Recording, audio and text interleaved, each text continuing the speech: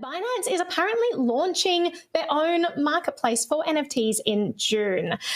So they're going to be offering non-fungible tokens. The aim is to have creators and traders of collectors. They're diving into all kinds of things. So it's not going to be just artwork. They're going to look into like music, games, sports, all kinds of things there.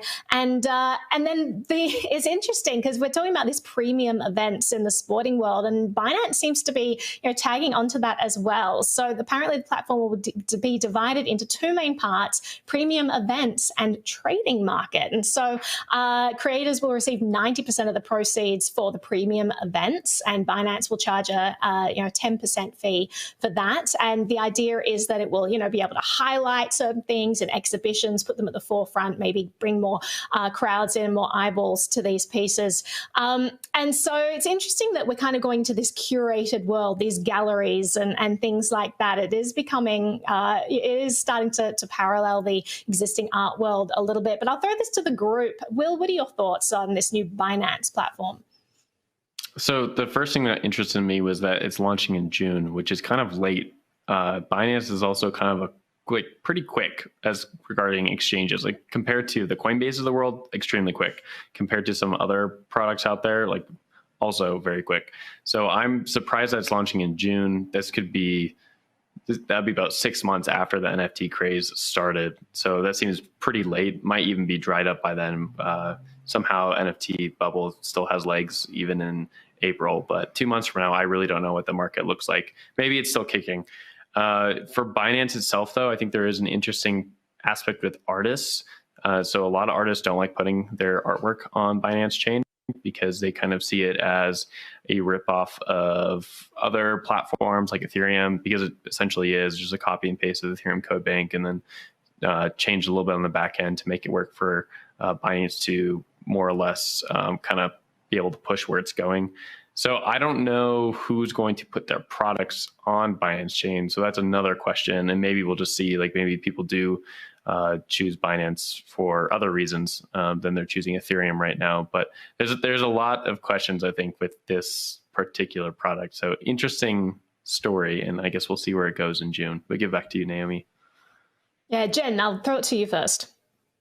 Well, I just had a question for you, Will. Are these crypto native artists who don't want to interact with Binance Smart Chain? Because I think mainstream artists who kind of want to get involved in these experiences that Naomi's talking about probably don't know or maybe don't care. So just which artists are kind of wary of this? Most Ethereum people do not like Binance Chain, and anyone who's in NFTs or has been for a while is pretty cognitive of Ethereum versus Binance Chain, and kind of like the mutual hatred there, just like very much a thing. And maybe that kind of breaks apart, disseminates, or is like this aspect of a multi-chain future that we've talked about even here on the Hash a few times, where you'll have blockchains for NFTs, blockchains for DeFi, and they'll all talk to each other. And this could just be another thread to that greater story. But for now, I think most people who are minting NFTs know that Ethereum is the place to put those NFTs, and it's not on Binance Smart Chain. That might change though, so who knows?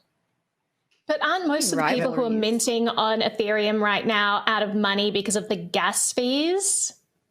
They're pretty low, actually, again. So they're... Oh, really? I think I saw yesterday is like 50 Gwei for a transaction, which is like... I mean, Ether is pretty expensive right now. But I think that kind of adds to the use case for NFTs, right? If it's expensive to mint, then it costs a lot for an artist to create. And that kind of adds to the whole luxury selling point, I think, for some NFTs. If I was just able to like throw up a bunch of NFTs and it cost me nothing as an artist, that's not that great. But if it costs me something to put it on chain, then I think that kind of adds to the use case or the value. So maybe you see like Binance Smart Chain kind of has like lower grade artwork, and then Ethereum is higher grade, and kind of diversifying there. Yeah, because Binance Smart Chain's also like it is fairly centralized in terms of what can be done there, and so there is control questions that are going to be inherent in as part of any of this when you talk about sort of the non-fungibility aspect of these tokens. But I do think it makes some sense in some ways, because if you're an exchange that's as established as Binance, you have an existing customer base, you're kind of folding this into service offerings that currently exist. I believe like mycrypto.com is doing this as well, but only based on invitations. And so if you're talking to the people who are kind of already in your garden, I think there might be an appetite for this, and you're just easing some of the on ramps. And so, whether you're doing it sort of like premium events, Naomi, like you were saying, or just sort of like a marketplace, like you can offer a suite of services to people that are already here. And I think that's kind of the target of this. I think it's a big case of fish where the fish are, and I bet people aren't going to care, right? Like NBA Top Shot, it's on Flow blockchain. MLB did their Tops thing on the Wax blockchain. People are going to go where the people are and where the pain is minimal and where the friction is light.